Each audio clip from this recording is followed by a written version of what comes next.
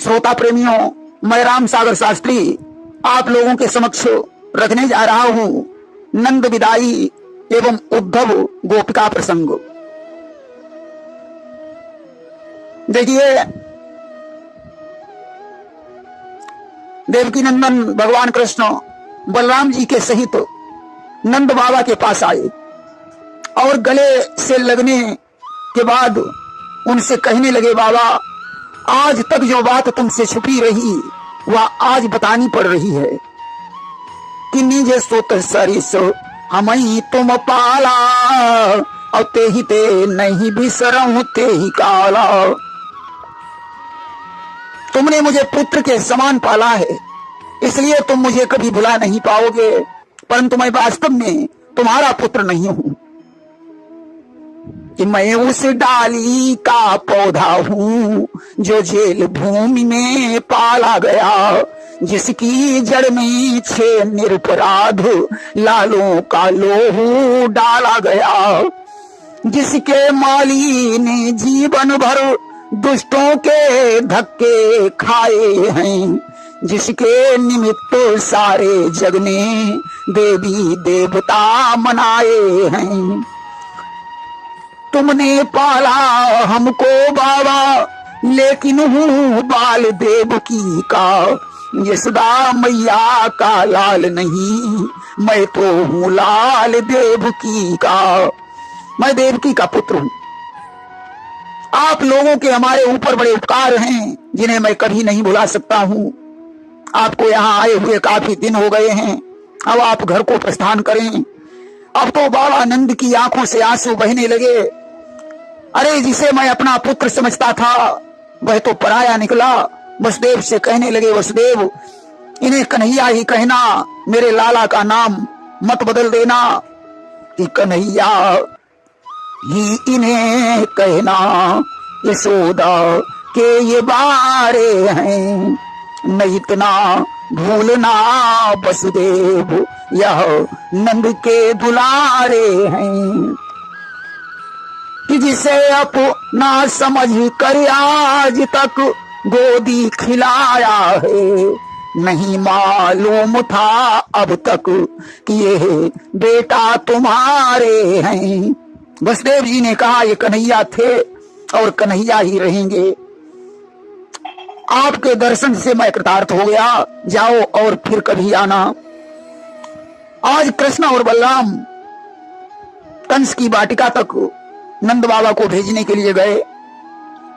बाबा नंद को बड़ा दुख हो रहा है, कन्हैया के बगैर ब्रजवासी कैसे जिएंगे। गोपियां जब मुझसे पूछेंगी कन्हैया कहाँ है, तो मैं क्या उत्तर दूंगा। यशोदा कहेगी मेरे लाल को कहाँ छोड़ आए, तो मैं उसे कैसे समझाऊंगा। कि गोपियां कहेंगी जब मुझसे गिरधर को कहाँ छोड़ आए, जिस समय यशोदा पूछेगी लाला को नहीं साथ लाए, तब नेह भरे उन हृदयों को मैं किस प्रकार समझाऊंगा। वे अपने नहीं पराए थे, यह कहकर धीर बनाऊंगा। तब मुझे कहना पड़ेगा कृष्ण पराया पुत्र था। धीरे धीरे कंस की वाटिका के पास पहुंच गए। मनसुखा को बड़ा कष्ट है। भगवान ने कहा, दादा मन को मलिन मत कीजिए, जब भी तुम हमारा ध्यान करोगे तब तुम्हें यमुना के किनारे मेरे दर्शन हो जाएंगे। राधा को हमारी ओर से धीरज बना देना। बाबा के चरण स्पर्श करके बोले, बाबा अब आप जाइए।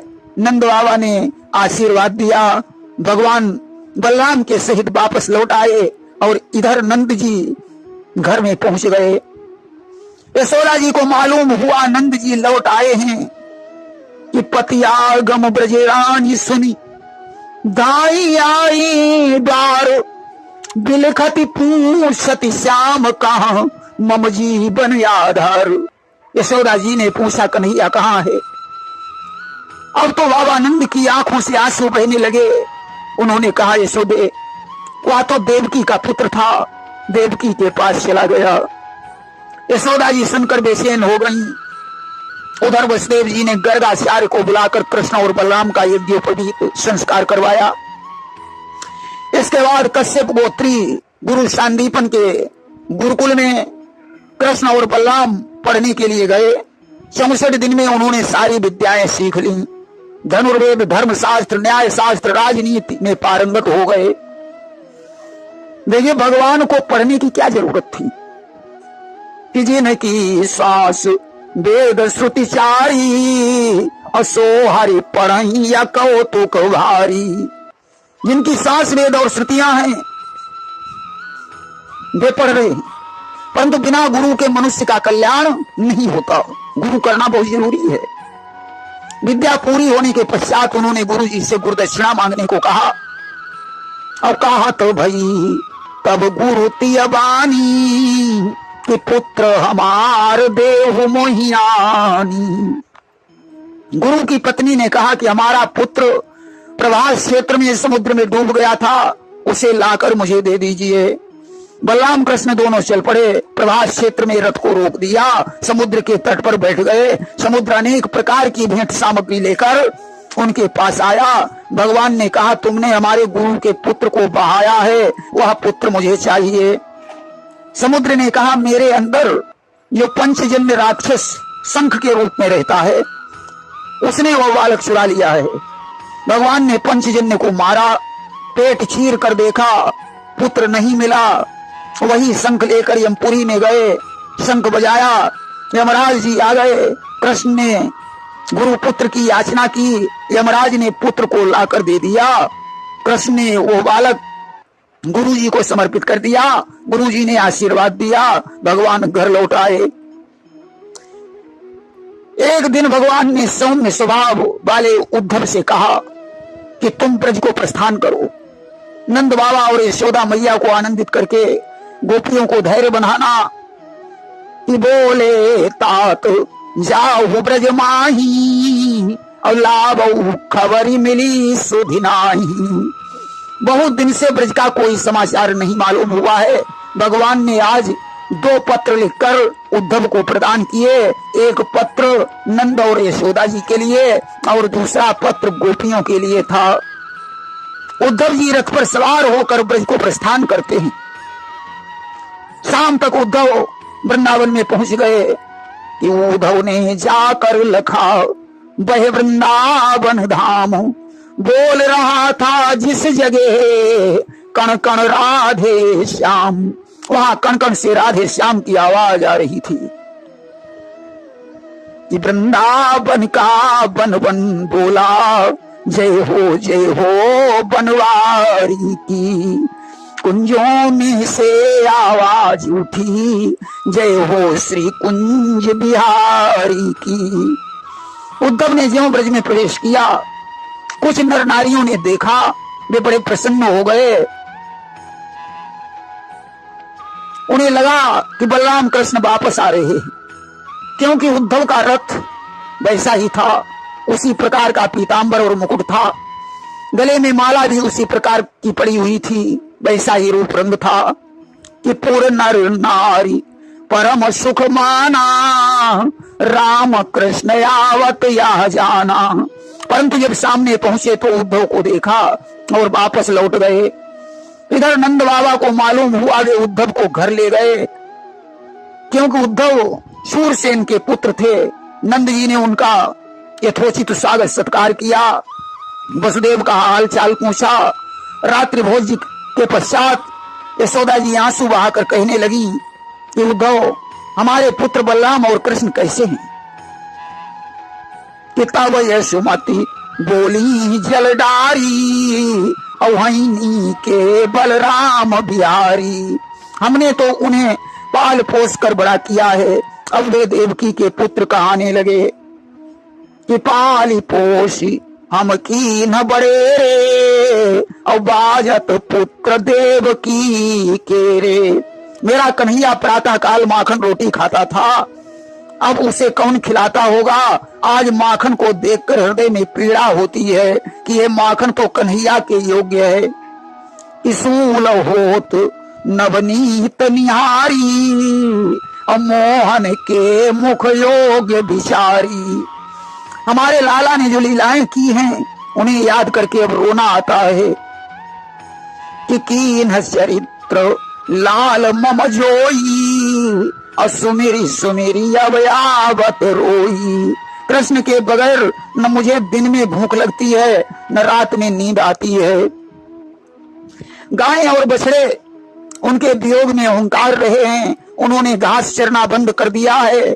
हमारा श्याम कब आएगा, कब मुझे मैया कहकर बुलाएगा।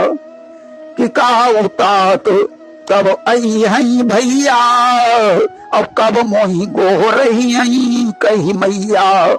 उद्धव ने कहा मैया कृष्ण तो सारे जग का पिता है, तुम उस परम पिता का पालन करने वाली माँ हो कि तुमने पाला है बेबी से, जो सचराचर का पालक है।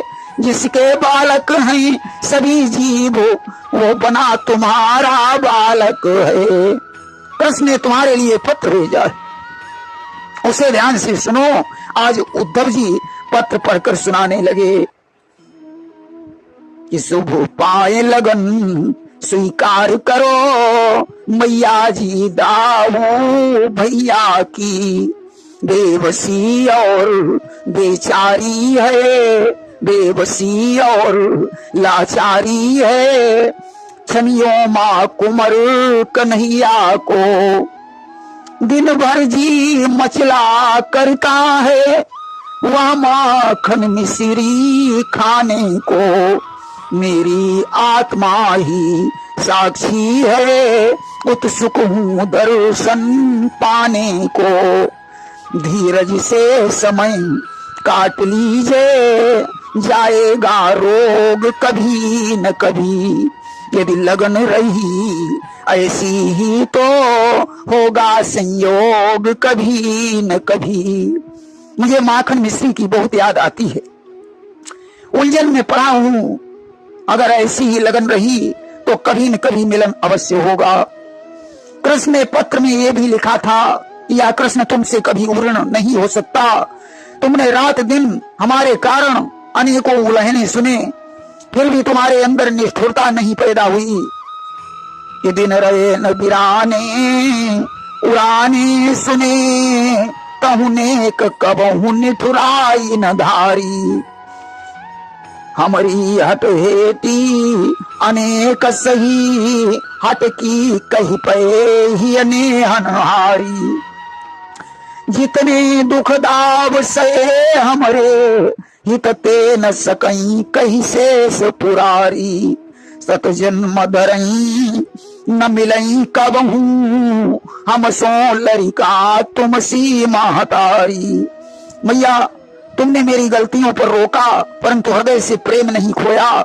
हमारे कारण तुम्हें अनेकों कष्टों का सामना करना पड़ा। सैकड़ों जन्मों में मेरे जैसा पुत्र और तुम्हारी जैसी माता नहीं प्राप्त हो सकती है। पत्र सुनकर यशोदा की आंखों से आंसू गिरने लगे। नंद और रोहिणी भी अपने अपने आंखों के आंसू पोंछने लगे। धीरे धीरे रात गुजर गई। प्रातः काल उद्धव यमुना नहाकर लौटे तो एक कुएं के पास ठहर गए। उद्धव ने देखा तमामों गोपियां बैरागिन बनी हुई आ रही हैं। कि देखा कितनी ही बालाएं बैरागिन बनी आ रही हैं। मदमाती बिरह तरंगों में मोहन के गीत गा रही हैं। रंगत कुछ ऐसी रंगत है, सूखी है पर हरियाली है। सिंदूर महावर काला है, आंखों में पहुंची लाली है। कोई घट धरे घाट पर ही घंटों से खड़ी दिखाती हैं। कोई डाले गागर जल में न डुबाती हैं न उठाती हैं। कर में रस्सी सामने गड़ा, सुध भूली मगर फसाने की। भर लिया घड़ा सिर पर रखा, पर खबर नहीं घर जाने की। गोपियों के होठों पर कृष्ण का नाम है। इतनी बेसुध हैं कि जिन होठों में लाली लगाई जाती है वहां काजल लगाए हुए हैं। कोई तो घड़ा रखे बैठी है, उन्हें भरने का ध्यान नहीं। किसी ने घड़ा भर लिया मगर घर जाने की खबर नहीं। तब तक उनकी निगाह उद्धव जी पर पड़ गई कि तम बीच कृष्णानुचरम ब्रज स्त्रिया प्रलम्ब बाहुम नवकम जलोचनम पीतांबरम पुष्कर मालिनम लसन मुखारविंदम मणिमृष्क कुंडलम। उद्धव जी की आकृति कृष्ण के समान थी, वैसे ही कुंडल, वैसा ही पीतांबर, वैसे ही नेत्र। आज गोपियां उन्हें कृष्ण समझकर दौड़ पड़ी कि दौड़ी सब कह कर यही दे आए चित चोर। क्षणी भर में घिर गए उद्धव चारों ओर। उन्होंने उद्धव को चारों ओर से घेर लिया, परंतु कृष्ण की जगह पर उद्धव को देखकर चकित हो गई। उद्धव ने कहा, इतना समय हो गया, तुमने अभी तक पानी भी नहीं भर पाया। गोपियों ने कहा, मेरे तो 8 पहर इसी प्रकार व्यतीत होते हैं, परंतु तुम मुझे बताओ कि कहां से आए हो, कहां को जा रहे हो, यहां तुम्हारा क्या काम है? आए हो किस ग्राम से, जाते हो किस ग्राम, कौन जाति क्या नाम है, यहाँ कौन सा काम। उद्धव ने कहा, गोपियों, मैं मथुरा से आया हूँ, कृष्ण का मित्र हूँ, उन्हीं का पत्र लाया हूँ। अब तो पत्र का नाम सुनकर गोपियां बड़ी प्रसन्न हुई। खबर पाकर सारी गोपियां दौड़ दौड़ कर आने लगी कि हमको लिखो है कहा, हमको लिखो है कहा, हमको लिखो है कहा, कहानी यूं सबे लगी। जरा पढ़कर सुनाइए, कृष्ण ने हमारे लिए क्या लिखा है, हमारे लिए क्या लिखा है, हमारे लिए क्या लिखा है। ऐसा सभी कहने लगी। पत्र में सबसे पहले राधा का नाम लिखा था कि हे प्राण वल्लभे राधा, सर्वदा प्रसन्न रहो, ऐसी मेरी कामना है। आगे गोपियों के लिए लिखा कि गुरुजन को प्राण प्यारी हो, ईश्वर रखे सहलाद तुम्हें, सादर सप्रेम हे सजनी वृंद, मोहन का आशीर्वाद तुम्हें। जिस प्रेम पास में तुम सबने बंधन में मुझे बंधाया है, बस उसी प्रेम के बंधन ने मोहन को विवश बनाया है। उस ओर तुम्हारी आत्म लगन आत्मा को जकड़े जाती है, इस ओर प्रजा की प्रेम कथा मोहन को पकड़े जाती है। हे गुरुजनों की प्यारी गोपियों, ईश्वर तुम्हें सर्वदा प्रसन्न रखे। जिस प्रेम के बंधन में तुमने मुझे बांध रखा है, उसी प्रकार मथुरा की प्रजा ने मुझे प्रेम के बंधन में जकड़ रखा है। इसलिए अब तुम संपूर्ण वृत्तियों को त्याग कर मन को मुझ में लगाकर निरंतर मेरा ध्यान करो तो शीघ्र मुझको प्राप्त कर लोगी। अब तुम्हें योग की आवश्यकता है। गोपियों ने हंसकर कहा, वाह, मथुरा जाते ही रंग बदल गया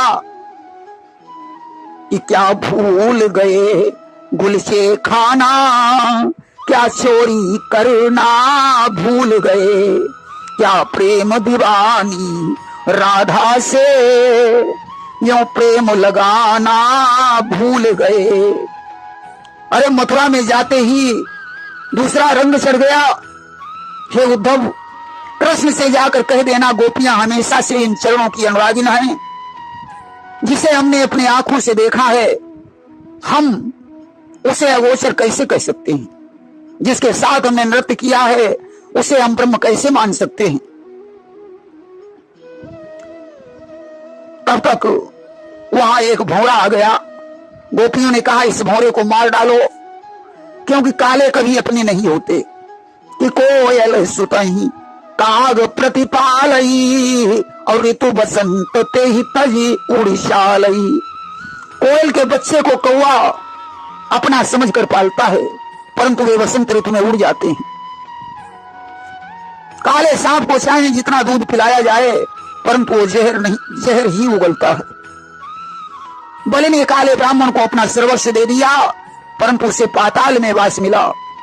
शूर्पणखा काले राम से प्रेम करने गई, राम ने लक्ष्मण से उसके नाक कान कटवा लिए। काले कृष्ण को पूतना दूध पिलाने आई, कृष्ण ने उसे मार डाला। काला भौरा जिस पुष्प का रस खींचता है फिर दोबारा उस पुष्प के पास नहीं जाता। गोपियां प्रलाप ही कर रही थीं। तब तक डाल पर बैठी हुई मैना ने राधे श्याम कहा। गोपियां बोली, इस मैना को भी मार डालो। इसे ये नहीं मालूम कि अब राधे श्याम उपजा श्याम हो गए हैं कि हम कहा ज्ञान योग लिख भेजा, वा पुरात कुबजा की सेजा। उद्धव ने गोपियों को ब्रह्म ज्ञान का उपदेश दिया। उन्होंने कहा, गोपियों, ईश्वर निराकार से साकार होता है, तुम्हें योग करना चाहिए। गोपियों ने कहा, उद्धव 10-20 मन नहीं होते, एक मन था, वह भी कृष्ण के साथ चला गया। दूसरी बात, हम गांव की गमार गोपियां योग करना भी नहीं जानती, हमने तो सिर्फ प्रेम शास्त्र पढ़ा है, इसलिए हम तुम्हारे योग शास्त्र को कभी नहीं मान सकती। उद्धव ने गोपियों को बहुत कुछ समझाया, परंतु गोपियां नहीं मानी। गोपियों के ऊपर कोई प्रभाव नहीं पड़ा। उन्होंने उद्धव से कहा कि उद्धव, संसार कहे कुछ भी, हम एक धारणा धारे हैं, वे नर हो या नारायण हो, हमको तो प्रीतम प्यारे हैं। गोपियों ने कहा, कृष्ण भले ही नारायण हो परंतु हमारे तो प्रीतम हैं, हम योग शास्त्र को नहीं प्रेम शास्त्र को मानती हैं। उद्धव आज परास्त हो गए। गोपियों के चरणों की धूल माथे पर लगाई, शिष्य बनकर क्षमा मांगी। नंद यशोदा से आज्ञा लेकर मथुरा को वापस लौट आए। उन्होंने कृष्ण के पास पहुंचकर ब्रज की दशा का वर्णन किया कि दशा ब्रज की सुनो मोहन, कहीं हमसे नहीं जाती, तुम्हारे बिन सकल ब्रज की गमों से जल रही छाती। तुम्हारे बिन सारा ब्रजमंडल गमगीन हो रहा है। गोपियां परम योगिन हैं। मैं उनको समझाता रहा परंतु नहीं समझा पाया, मेरा ज्ञान एक कोने में धरा रह गया।